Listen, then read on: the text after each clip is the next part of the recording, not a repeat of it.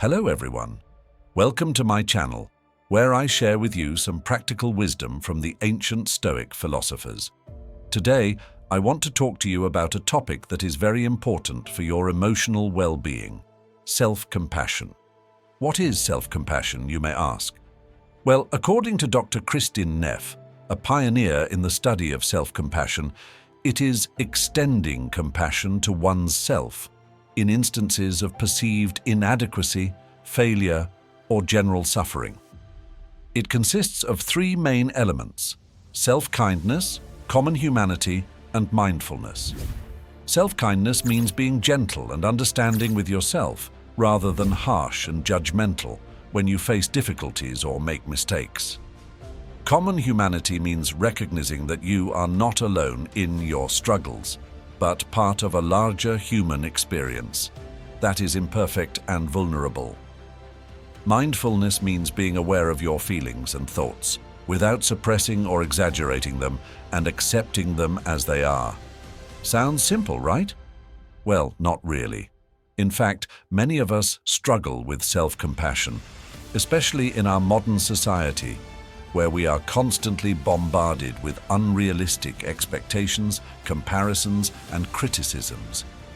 We tend to be our own worst enemies, beating ourselves up for every flaw and failure and feeling isolated and ashamed of our shortcomings. But what if I told you that there is a better way? A way that can help you cope with life's challenges, improve your mental and physical health, and achieve your goals without sacrificing your self-esteem or happiness. A way that has been practiced and taught by some of the wisest and most influential people in history, such as Socrates, Epictetus, Seneca, and Marcus Aurelius. A way that is called Stoicism. Stoicism is a school of philosophy that originated in ancient Greece and Rome, and that teaches us how to live a good and meaningful life, in harmony with nature and reason. The Stoics believed that the only thing that is truly under our control is our own judgments, decisions, and actions, and that everything else is external and indifferent to our happiness. Therefore, they advised us to focus on what we can control and to accept what we cannot, with calmness and courage.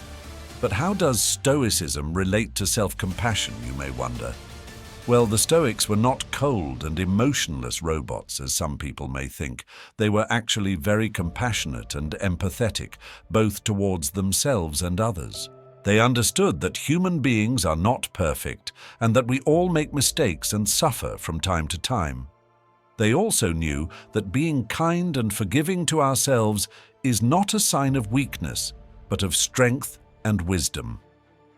Here are some examples of how the Stoics practiced and advocated self-compassion using their own words. Self-kindness. Be gentle with yourself. You are a child of the universe, no less than the trees and the stars. You have a right to be here.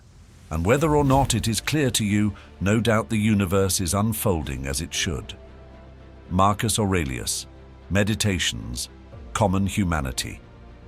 Remember that you are an actor in a play, which is as the author chooses, short if he wants it short, long if he wants it long. If he wants you to play the part of a beggar, play even this part well, and play the part of a disabled person, a governor, or a private person. For this is your business, to play well the part you are given, but choosing it belongs to another. Epictetus, Enchiridion. Mindfulness. If you are distressed by anything external, the pain is not due to the thing itself, but to your estimate of it, and this you have the power to revoke at any moment. Marcus Aurelius, Meditations. As you can see, the Stoics were very self-compassionate, and they also encouraged us to be the same. They taught us to be kind to ourselves, to remember that we are not alone in our struggles, and to be mindful of our feelings and thoughts, without letting them overwhelm us. They also showed us how to use self-compassion as a source of motivation, resilience, and happiness, rather than as an excuse for complacency, self-pity, or self-indulgence. So, how can we apply Stoic self-compassion to our own lives? Well, there are many ways, but here are some simple and practical tips that you can try. When you face a difficulty or make a mistake, don't judge or criticize yourself harshly. Instead, say to yourself something like, "This is a challenge, not a catastrophe. I did my best given the circumstances. I can learn from this and improve next time." When you feel lonely or inadequate, don't isolate or compare yourself negatively with others. Instead, say to yourself something like, "This is a common human experience, not a personal flaw.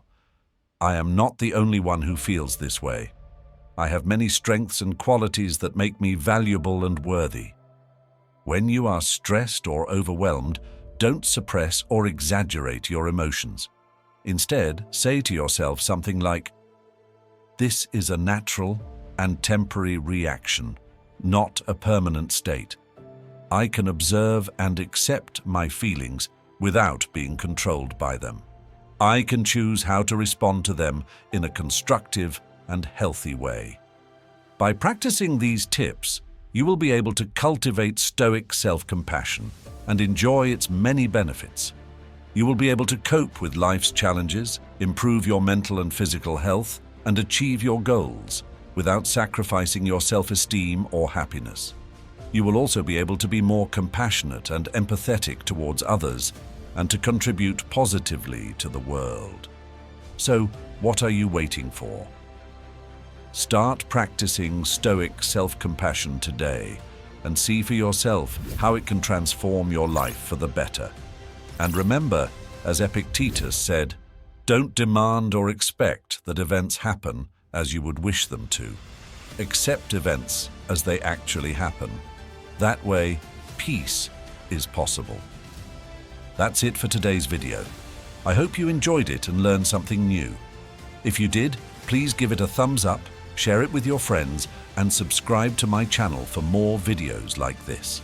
And don't forget to leave a comment below and let me know what you think about Stoic self-compassion and how you practice it in your own life. Thank you for watching, and I'll see you next time.